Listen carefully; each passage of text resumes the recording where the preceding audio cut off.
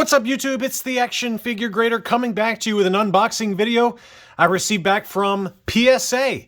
25 different Star Wars customizable card game cards that were just graded, and PSA is running really fast right now, as I've talked about in past videos. These were sent in early December, and they just arrived back at my doorstep on February 1st. So 25 different cards, and I did really well in this batch.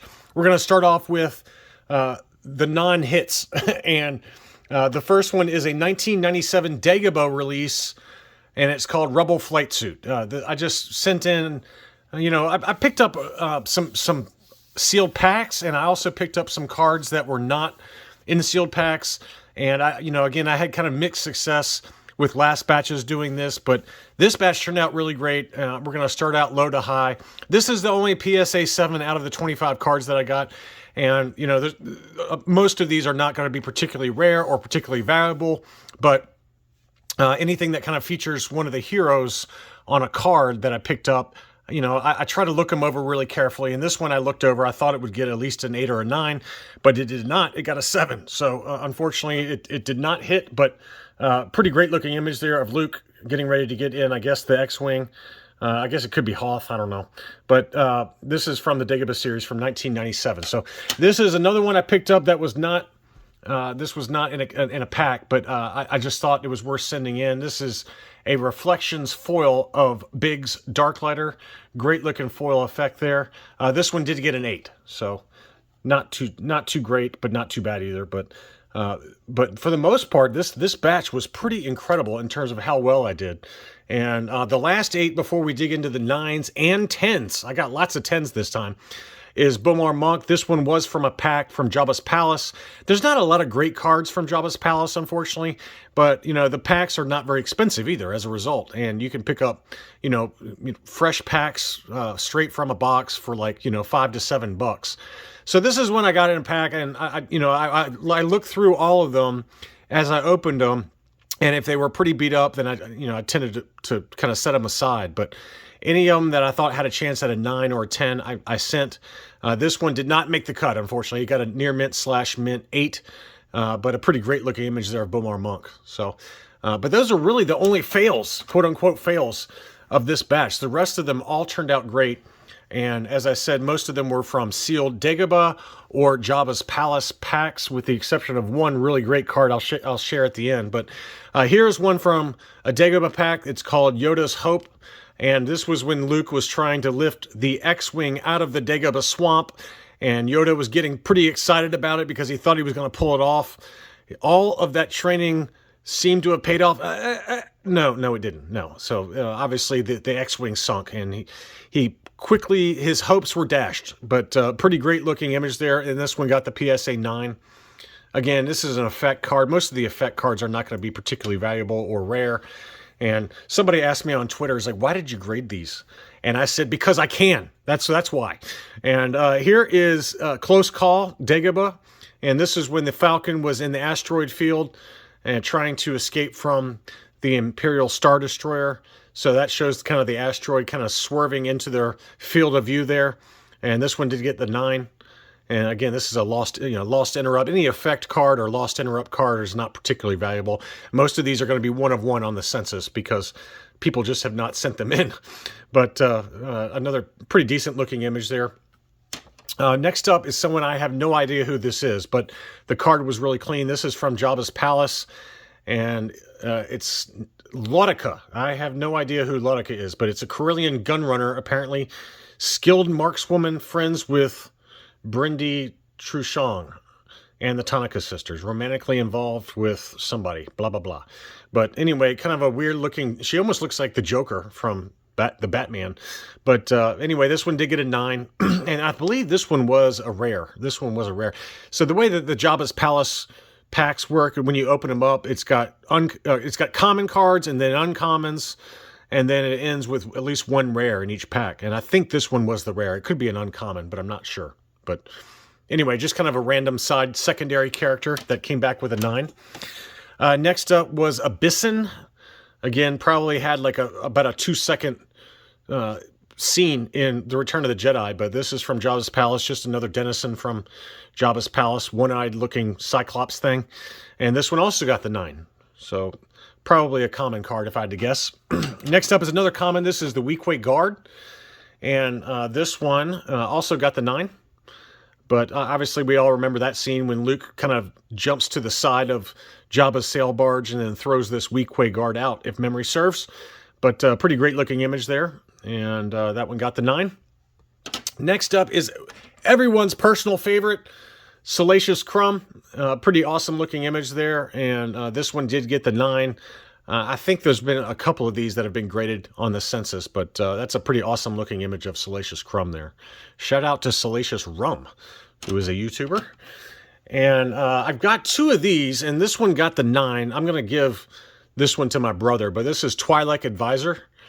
Pretty great looking image of Bib Fortuna talking to Jabba. Jabba looks like he wants nothing to do with whatever Bib Fortuna is telling him. But again, this is a use or starting interrupt card. And that one got the 9. And I've got a pretty decent little run of different Jabba cards going. I might have some more in this batch, I don't know. But this is from a previous submission. This is Power of the Hutt. And this is from the Reflections 3 foil. This is a raw card I just picked up on eBay. And, you know, I unboxed this probably a month or 2 ago. But that one got a Gem Mint 10. So that's probably the best one. Great looking foil there with Princess Leia in her slave outfit along with Jabba's eyes that are also reflective. So that's one big Jabba related card that I've got. And then the other one I've got is this one, Mighty Jabba from Reflections 3 foil.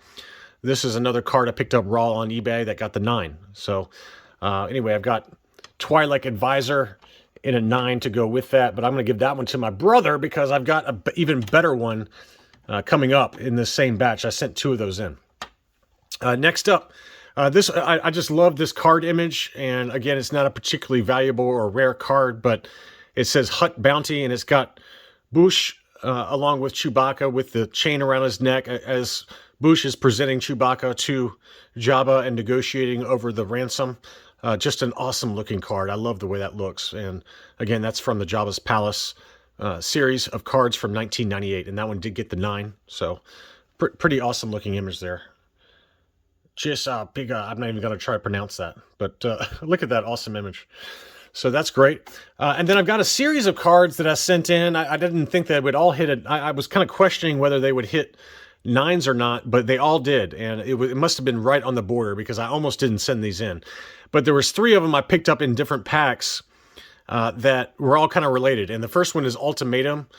This was when, obviously, in the Return of the Jedi, when Luke was getting ready to be shoved into the Sarlacc pit, and you got Weequay there along with Han and Chewbacca in the background, and there's that plank. Jabba, this is your last chance. Free us or die. And that one got the 9. And then related to this card, I also picked up this one. So it's kind of cool how the cards, you know, almost capture like a series of different parts of the same scene. So this one's called The Signal. Obviously, with a quick motion of his hand, Luke signaled to R2 and dramatically changed the situation. And R2 used that really expensive pop-up lightsaber from the Kenner series, and the rest is history. So that one also got the 9. And then finally, as part of that, is this one. This is pretty awesome. All wrapped up. This is when Boba Fett shoots out the line and wraps up Luke briefly.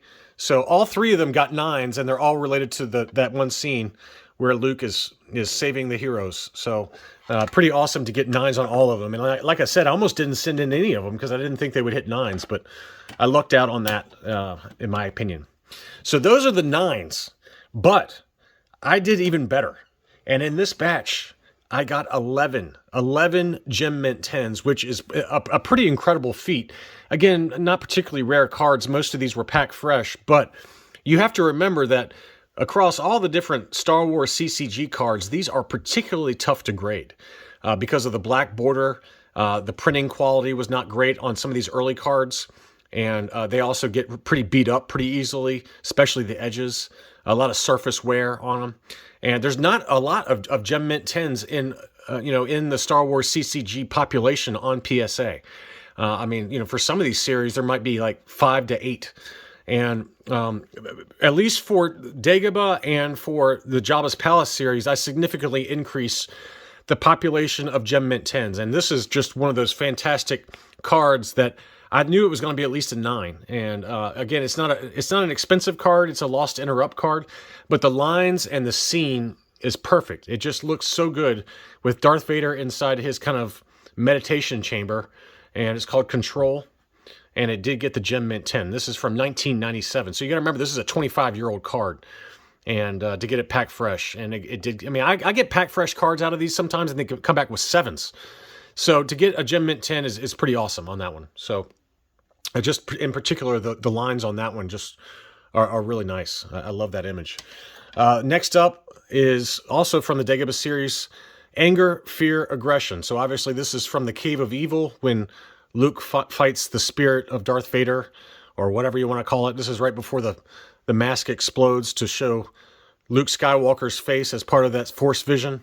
And that one also got the Gem Mint 10. So that's a pretty awesome looking card there. Next up, we've got Dengar's Blaster Carbine. This is, I believe, is a rare card. This is, I remember specifically pulling this, you know, inside the packs. The rare card is in the same spot every time. And I believe this one was a rare card in one of the packs I picked up. And it did get the Gem Mint 10. And this one goes nicely with another card that I picked up on eBay, already graded, my Reflections foil of Dengar. So I've got Dengar's Blaster Carbine in a 10. And then I've got the Reflections foil of Dengar himself that I've shown before in a PSA 9. So pretty cool to have those kind of combined together. Let's see, next up, we've got the Executor Main Corridor. And this is from the Dagobah series as well. This one came back with a Gem Mint 10. And so it just shows kind of an interior scene of the Executor. I've got 2 Executor cards, one foil, one non-foil. So now I've got one to kind of go with it that just shows the interior of the Executor, which is obviously Darth Vader's flagship. So anyway, pretty cool to get a Gem Mint 10 on that one. And again, it's not a particularly rare card since it's a corridor card, but pretty cool. Next up is from the Jabba's Palace series, Herat. I have no idea who this is, but it's a female Jawa shaman. Advised Witten during his plotting with Jabba. So lots of little side stories from the universe that I'm not even aware of, but apparently she is just some kind of weird shaman Jawa. And that one did come back with a Gem Mint 10 as well. So pretty cool there. Next up is another card that's not particularly expensive, but it just captures such a key moment within the Return of the Jedi. Someone Who Loves You. And that's when Princess Leia takes off her Bouche helmet and has thawed out Han Solo out of the carbonite block. So pretty awesome. And that one did get a Gem Mint 10 too. So that's a pretty great card to get in a 10. Anything with the main hero on it, whether it's a rare card or not. And then here is the second Twilight Advisor I got. This is another pack fresh card. He's no Jedi. And that one did get the Gem Mint 10. So I'll send my brother the 9 and I'll keep the 10. But that is a pretty awesome looking card as well. I got a Boba Fett related card. This is the only one I think that's Boba Fett related. This is Jetpack. So again, it's a device, so not a rare card, but it does show Boba Fett launching off of the sail barge to go and try and fight Luke. And that didn't end too well for Boba Fett there, but that one got the Gem Mint 10. So that's pretty cool to have another Boba Fett card in my collection. Next up, we've got Ishi Tib. We all remember Ishi Tib from, I think, the Power of the Force 2 line. Maybe even a Power of the Jedi action figure, but I remember him specifically from the Power of the Force 2 line. But extremely efficient organizer, sought after by transgalactic corporations. Spend a large part of their life underwater. So just an alien that was a really clean card, so I decided to send it in, and lo and behold, it did get the 10. This is a used interrupt, so again, it's not a particularly expensive card, but what an awesome scene that was. Apology accepted, Captain Needa. And so that shows Needa choking out after he tries to apologize for losing the Millennium Falcon in The Empire Strikes Back. So this is a Dagobah card, apology accepted. And I've got another Needa card to go with it. So this is from also the Dagobah series. This is just Captain Needa's specific character card there. So I've got a Gem Mint 10 for apology accepted, along with another previous submission that I sent into PSA of Captain Needa that got the 9. So pretty awesome combination there to have both of those. And then finally, this is the last one I had to show you, and I'm particularly proud of this one. This was a raw card that I saw on eBay that was the Japanese Reflections 3 foil. So it's got the Japanese language in there, and it did come back with a Gem Mint 10. This is Grand Moff Tarkin, obviously. Now, I picked it up because, you know, the seller said it was super clean, and he was right. I mean, it came back with the Gem Mint 10. I already had the US card of that for the Reflections foil. So this one says Reflections foil. This one says Reflections 3 foil. My gut tells me that, well, I mean, I don't know. It says 2001. So I don't know. One of them could be mislabeled. I don't know. But the Japanese cards could have just have had different release dates. I don't know. I haven't looked it up to verify that information. But anyway, the US version at least was a 2000 Reflections foil. And that one I've got in a Mint 9. And then this one, this Japanese foil, came back with the Gem Mint 10. So this is a 1 of 1 on the population report, and easily the best and probably most valuable card of this entire submission. But it looks pretty amazing to have both of them together. You know, one on the US card, one on the Japanese card, Gem Mint 10 and a PSA 9. So pretty awesome to have 2 Tarkins. Anyway, that's all I really had for this video. Now, the cool thing is that PSA is now, as part of every submission, they are free. They are scanning pictures of your cards.